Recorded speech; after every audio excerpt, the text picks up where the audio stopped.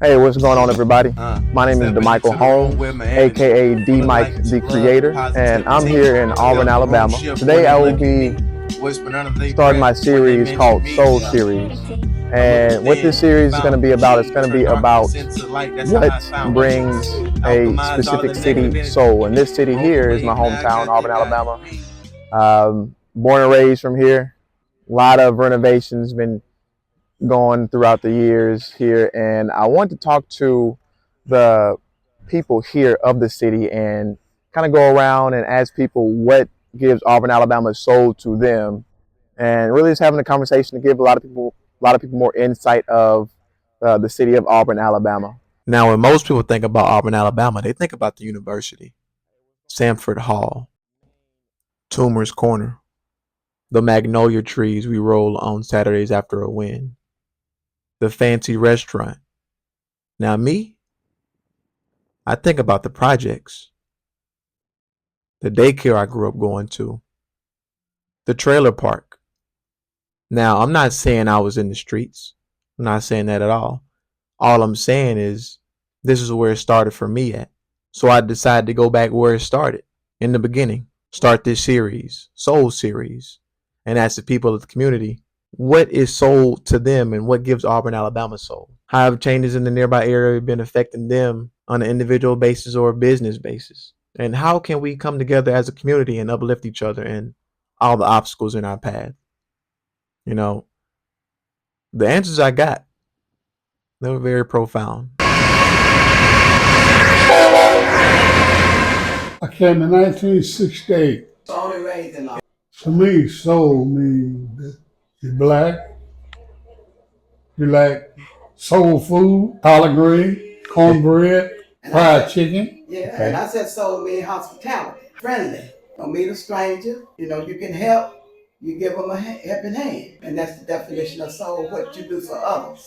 That's my definition. I'm a native of Auburn, born here, raised pretty much here all my life. Went into the military, working in the Atlanta area. So I'm here in Auburn all the time. I consider it home even when I'm away from home. Speaking as a black man primarily, especially in the South, soul probably more has to do with culture, especially in the deep South, because of just how the struggle and just how resilient our forefathers and our great grandparents and parents had to be just coming up here in this country. So you had to have what they say soul, and I guess that soul is to being able to maintain the struggles in life that dealt every day, not being able, giving up, and I'm sure religion had a lot to do with it, especially in the South. That's soul, and then soul, um, it's manifested throughout pretty much all of our daily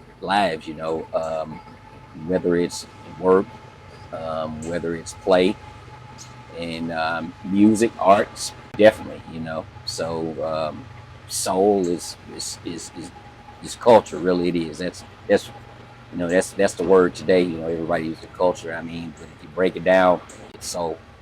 Soul is a spirit that you got to have in you to try to make it from one day to the other. And a lot of times it's helping people too. You can't help everybody, but you can try to do the best you can.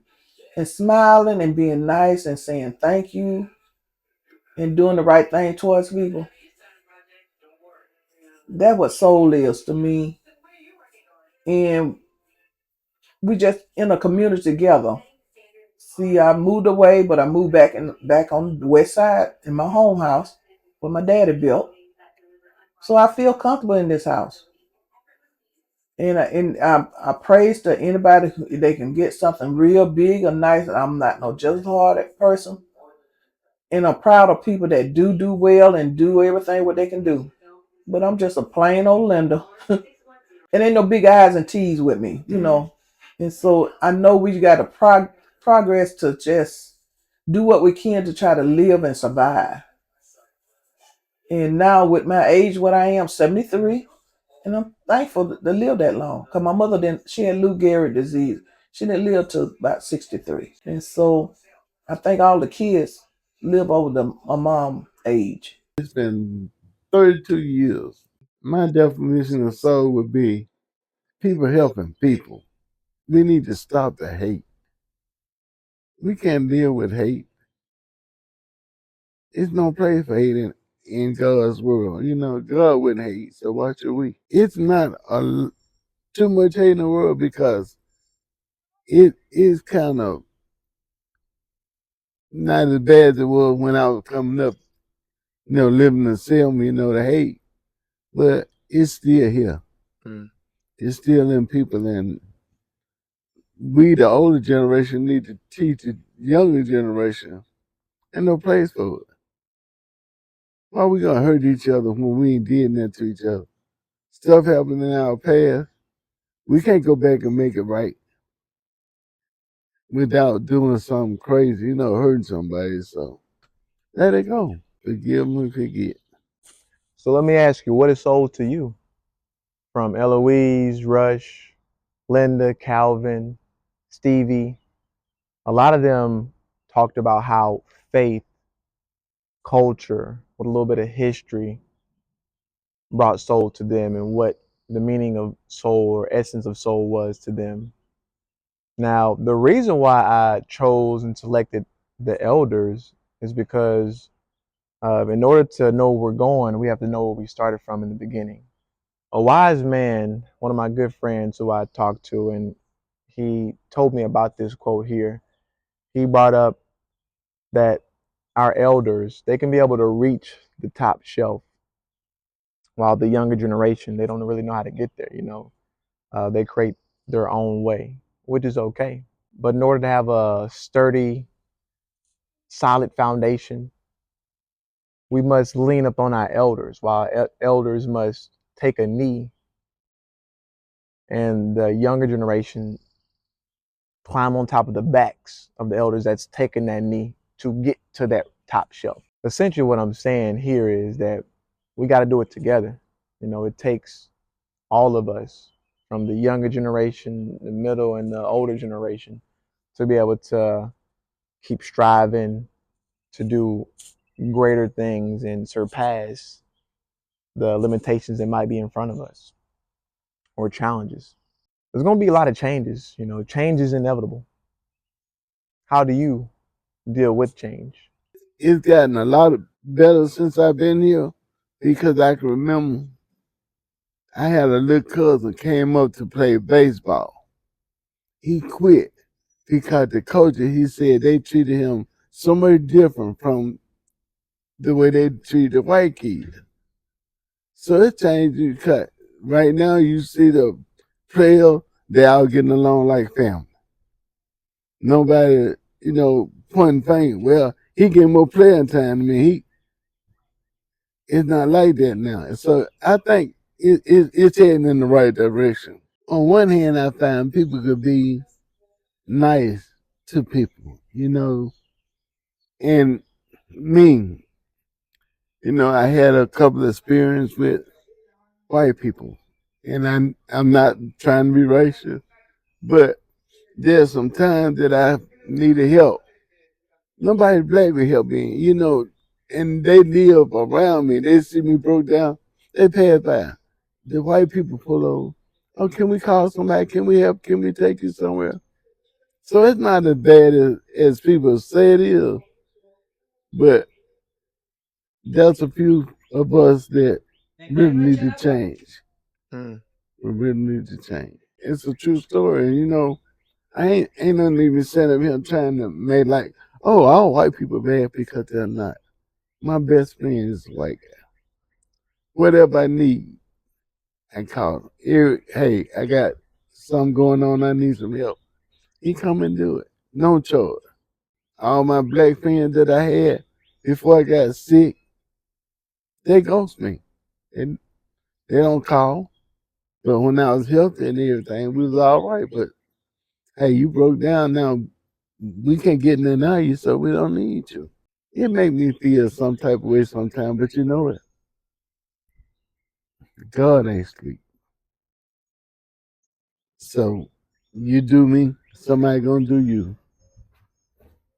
Hey, it's all good though. Really, with me being a cosmetologist, it hadn't affected me too much because I done did my part of working full time. So now I'm down to part time. And what's going on today, we got to learn how to accept new things to come in, be ready for the new world. And that's what's going on in Auburn. They buying land up, but some of us as blacks can't afford to buy the property and stuff to keep it going. And then some is not selling it to us, not letting us know they're gonna sell it because they going to the high bidder. So why not? Because you got to live later on in life. You got to look at retirement, and if you get enough to carry you through retirement at old age, that's what you're looking at is a profit.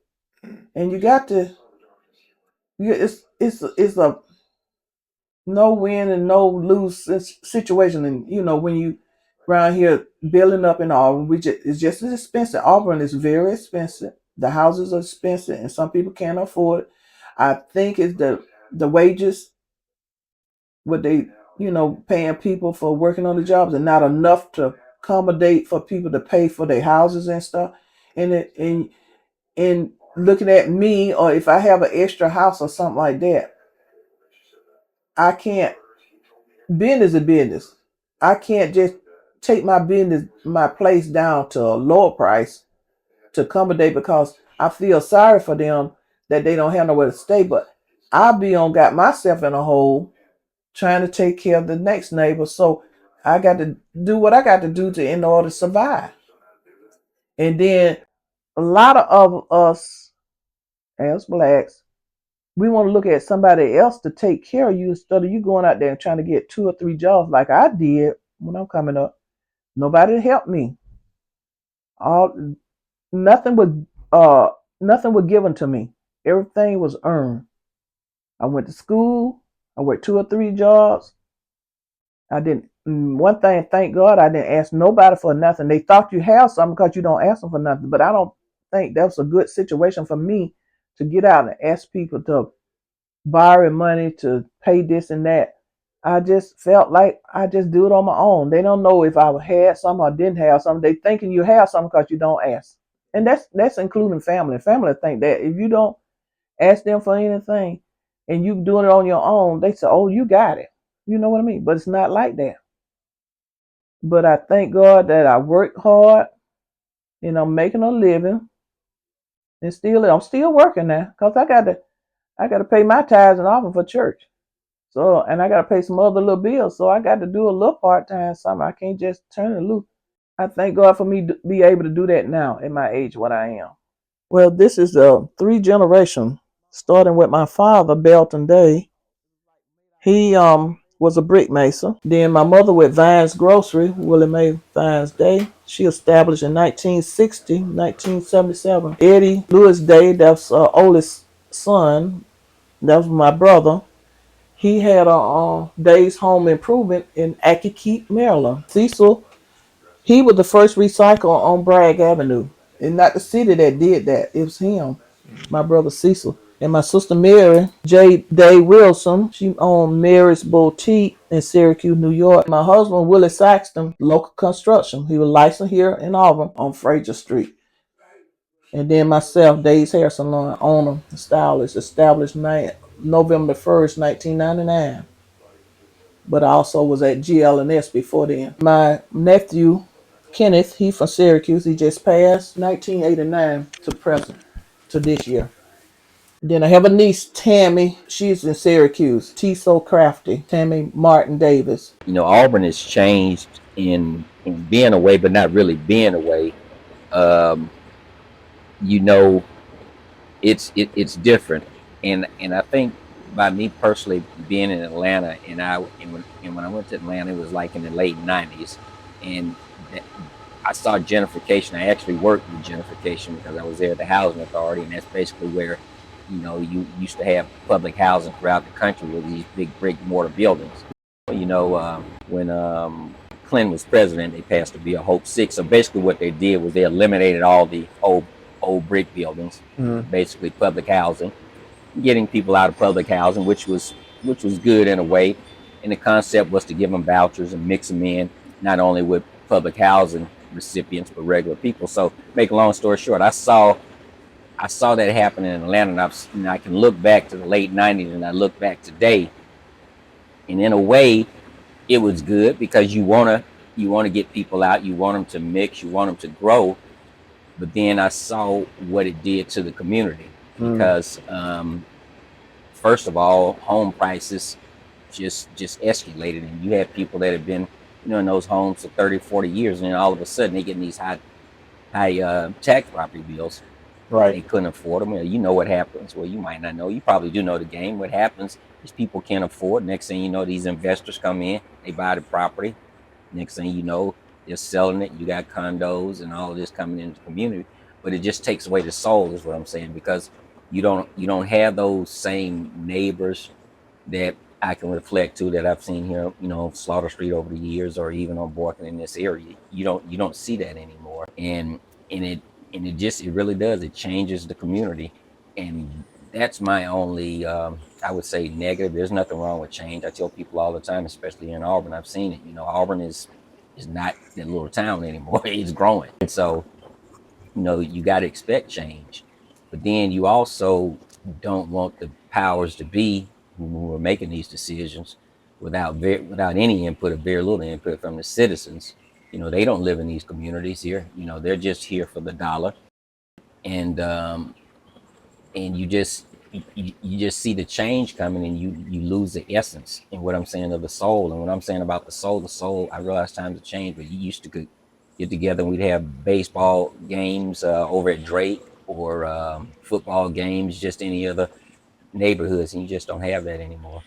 And when that disappears, soul disappears. So hopefully we'll find a way to where we can at least try to establish some type of border or district to where we can keep these homeowners, because people here, not everybody's looking to sell. Well, since I've been here, I've seen a lot of changes.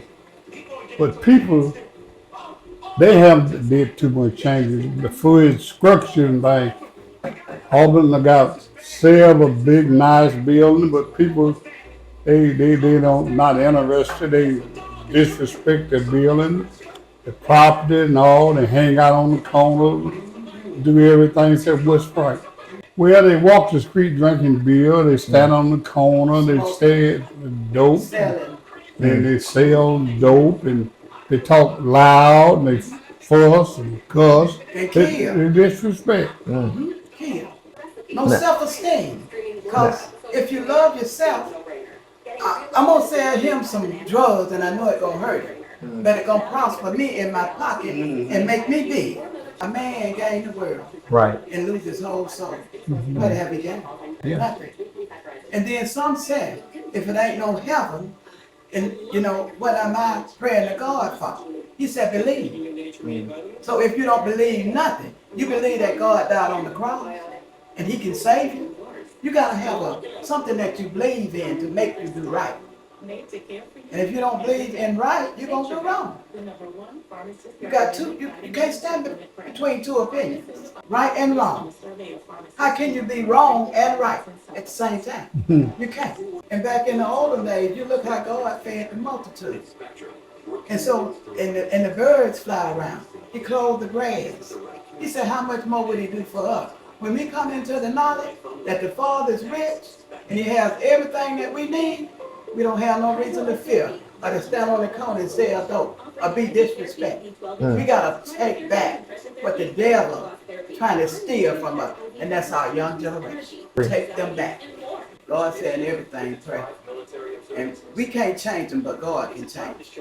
And the weak, he said, gonna always be among us. Someone has to take care of it. Everybody's not strong. So those that are weak, we got to lift them up and give them a hand. I didn't start on my own. Somebody helped me. Somebody prayed for me. If it didn't, I don't know where I would be. I might be selling dope, standing on the corner, prostitute, doing whatever I need to do, because that's all I know. But when I tried Jesus, he is a constant friend who won't let you go wrong. You just try him and see. Now, this group here, they talked about how during change, one has to be persistent. When you get knocked down, you get back up. Believing in a higher power, whether that be something external or internal, or both. Being able to adjust and being adaptable. Change can be good or bad, but it's all about perception and how you look at it. There's always ways to overcome anything that comes your way. The question is, how can a community be able to come together and make that change a good thing, make it a positive change for them, for everyone? What would you do? You got to believe in a higher power, but if not believing in a higher power, you can exist. I don't think so anyway. I don't think I could. I can't speak for everybody in the world, but that's just the way I feel. Put Christ first. Your mama, your daddy, Christ. And like I said earlier, I think we need to teach a little bit stronger love, not hate, love. When I was growing up, I didn't have a dad. They said people come from broken family. Those the ones that's doing the bad stuff. It's not like that. It's teaching. We got to teach your kids don't do this because back in my day when I was coming up, my mom would say, if you go out there and somebody doing something and you stand there, it's because you want to do it too. Somebody doing something bad, leave, go home, go anywhere. You ain't got to be around there where they're doing bad at. You put yourself in them situations. You got a bad friend, hey, don't stop being their friend, but when you want to do bad things, it's time to move on. She instilled in good things in my heart. She was like, if somebody talking about you, bullying you, you ain't gotta go get a gun or nothing there. You ain't gotta stick around those people. Don't let people get in your head. Cause you ain't got what they got. They call you nasty or look at your shoes or look at my shoes. Clothes don't make a person. It's what's in here. You ain't got nothing in here and in here. Get all you can while you can. None, everything you can learn. That's the key. Well, I think it helped you be more bolder.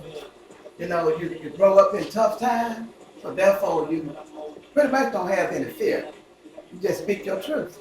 Well, I think soul in my place of business, I meet different folks, different attitudes. Well, since this is a college town, I met several people. Football players, professors, people that done left and been successful and been back. And I caters. So I cater for the basketball team, Okay. AU basketball team. Well, I work for a caterer. And my job is to pretty much mingle. And I got a chance to get in the company a lot of recruits. I got a chance to give prayer for the recruits. Okay. I got a chance to meet them all and, just give them a shout out and their family. Don't mind lifting up Jesus with them. The head coach, which is, we call him VP, Bruce Pearl and his group. And we just like hit it off like a family. And like God said, there's no difference between the Jews and the Gentiles. We all must learn to get along. All right. And so when I lift them up, I just lift them up high. I just do what God tells me to do. And each individual has different needs in that prayer. And God will somehow reveal to me what to get those young guys that coming in for recruit. And so I enjoy that part of my job. Okay. And sometimes people don't understand, but it's okay. It's still the God in me. I don't worry about those haters. Right. But you're going to have the haters. If God elevates you, you can't help but to get a few haters. So I just let them hate and I do the will of the Father. That's the only thing I know to do. That part of my job is excitement. It's just something that God gifted in me to do, and can't nobody take that from me. The more we prosper, the less look like the less love. It's me, me, me, me. And back in the older days, if they kill a horse, a cow, or whatever you could eat, they were gonna shut it, roast it with whosoever needed something. Now we are so greedy, we're not concerned for nobody look like, but ourselves. We are selfish people now. The more we prosper, the selfish look like, to me, my opinion, the selfish we get. And if we don't pick up the brother, who's gonna pick him up? It's our job. Each one teach one. Right. And if we don't teach kindness, and regardless of what you do, you go at it prayerfully. Each one reach one, someone will be able to reach one. Prayerfully. You gotta have ideas, and then don't never think you can't run a business. Don't think you always have to have a degree, but it's good to have one now, a degree. But today and this time, it's good to go and get accounting class, business class, or whatever. But you got to have it in your mindset to know how to do it and how you want to set it up and what you're gonna do. It's not very hard to be a self-employed entrepreneur, because once you get into doing something like on a regular job, you're doing it. You can do it with your eyes closed. So I say, start at the bottom. I start at the bottom. Cooking. I don't did janitor, bookkeeping, factories. Do a little bit of everything. Do multitask so you can know what to do and how to do it. So bookkeeping don't scare me, and filing taxes. Pay the IRS. Set out what you got to do.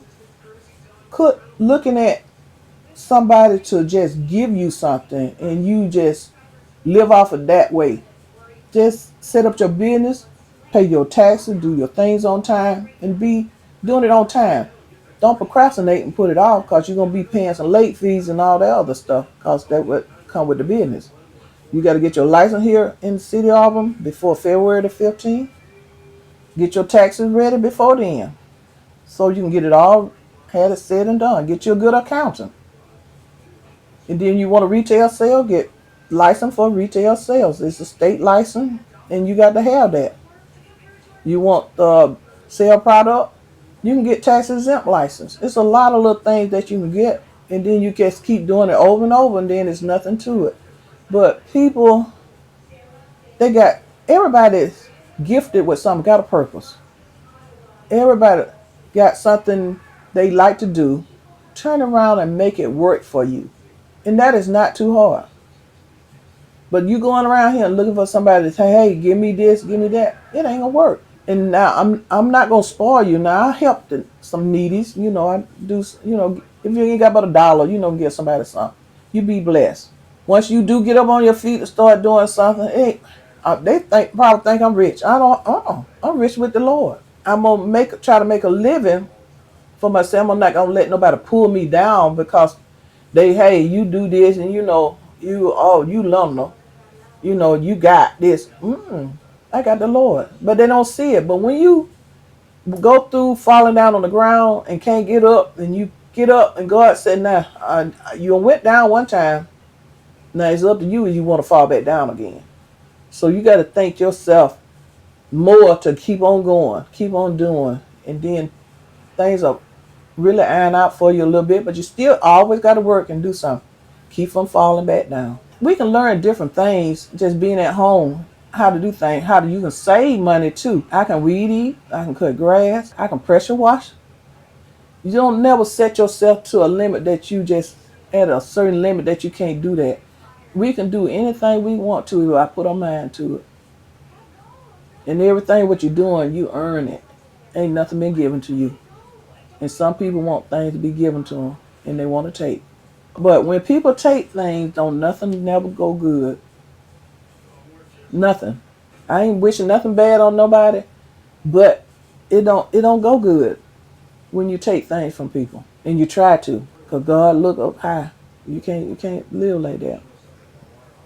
I just think that when the 2000s came, it was just such a change, a whole mindset, not only with people, established people, but with the young people, with the computer and the internet and investments, and people saw a way to make a quick buck.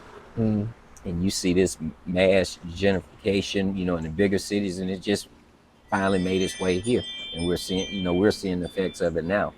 So, I can't really say that it was one particular thing that I noticed differently back then, but just being in Atlanta and just actually going through it in a big city and just saw just what happens, it gives you a little insight. You can just see in other areas as it's going on. So, if you want to try to stay ahead of it, well, hopefully, as you get older, you reflect and you just try to you reflect on the past. And like I say, that's the past.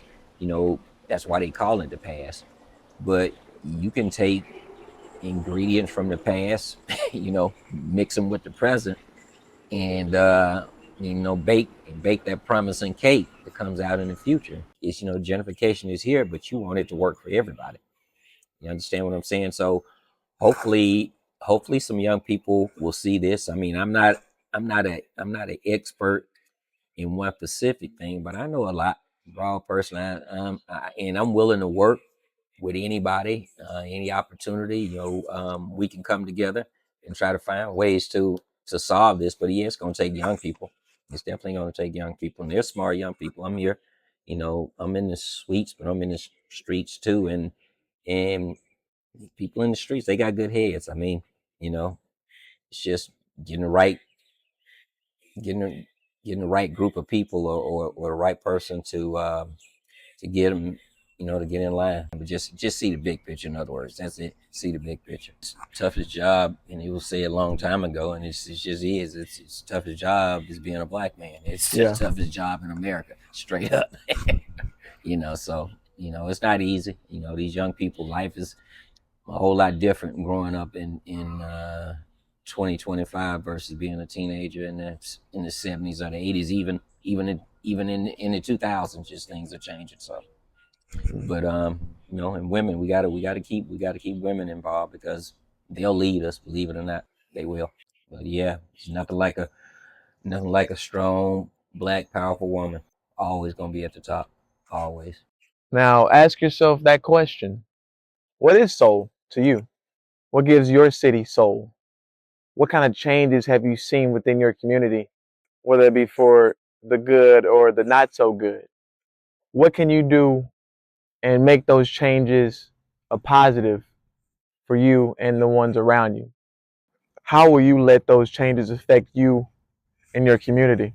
How can the people overcome those changes? I'm not sure, but I know it starts with them. It starts with our elders. It's up to us to keep on stacking those blocks from the foundation that they made for us in the beginning. Now that's all for this soul series of Auburn, Alabama. Maybe this soul might come to a city near you. Until then, y'all take care. Yahweh is my son, and you're number one. So that means Christ resides in thee. When you take away A and E, what do you see? That's he. So love is the higher frequency. No need for hate or even the jealousy.